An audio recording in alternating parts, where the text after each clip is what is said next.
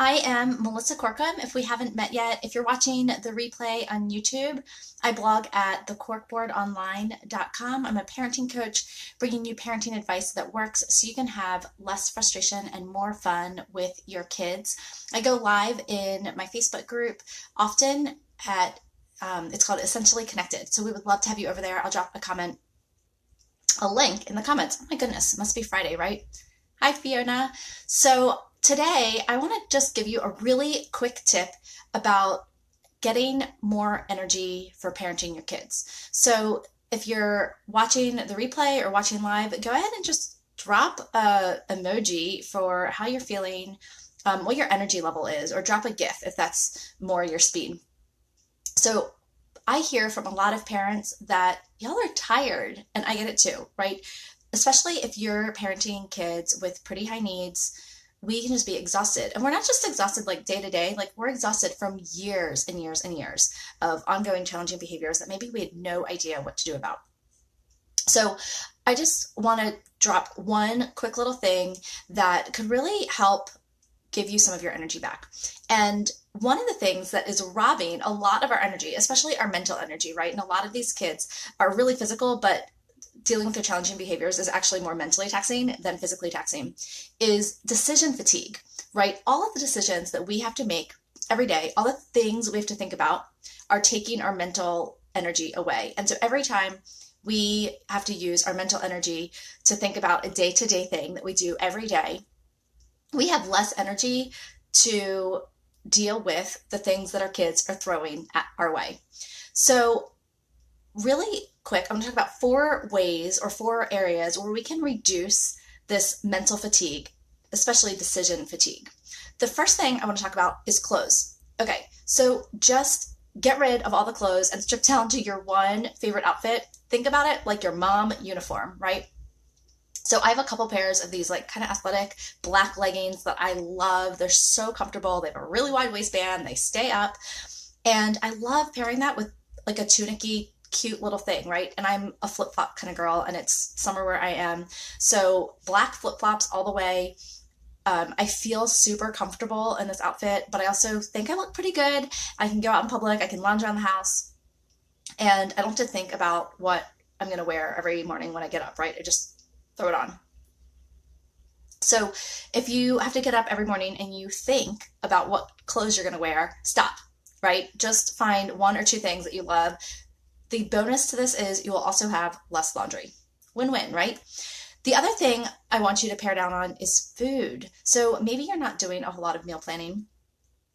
I really stink at this, especially in certain seasons, but it always bites me in the butt when I don't have a meal plan, right?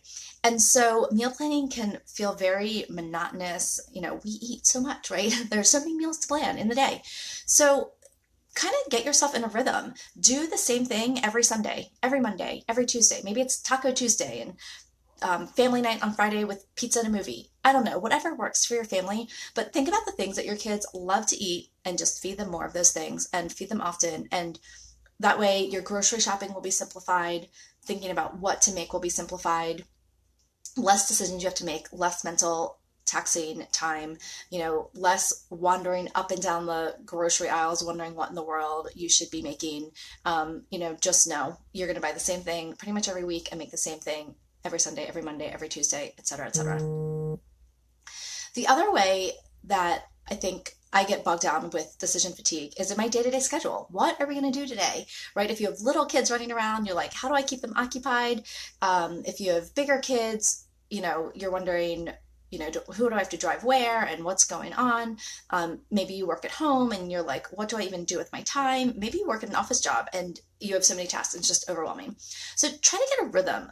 Make your ideal week, right? What would you do every Monday morning? What would you do every late Monday morning? What would you do every Monday evening? Try to figure out a routine and a schedule that you can get into so that you're not having to think every day, what are we going to do today? So especially coming into the summer, it's really important to plan ahead. Our kids are out of school. They're going to be looking to us to maybe entertain them, right? So maybe thinking about having a routine for the day, like something really active in the morning and then something quiet in the afternoon.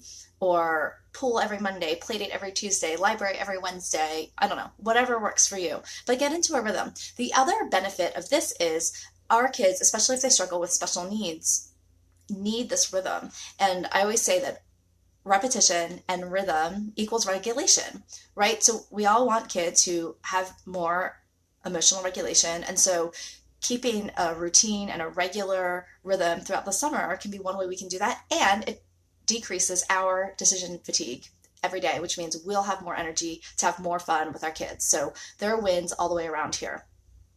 If you have another area in your life where you have really figured out how to cut down on this decision fatigue, I would love for you to share in our community, because like I said, we need all the help we can get. So anyway, decrease your decision fatigue and see how that increases the amount of energy that you have to have more fun with your kids and deal with all the things that they're throwing at you. Again, the areas we can decrease decision fatigue are clothes, food, schedule, and then one last thing, make really visual checklists for yourself for the things that you need to do every day that you know that you can do.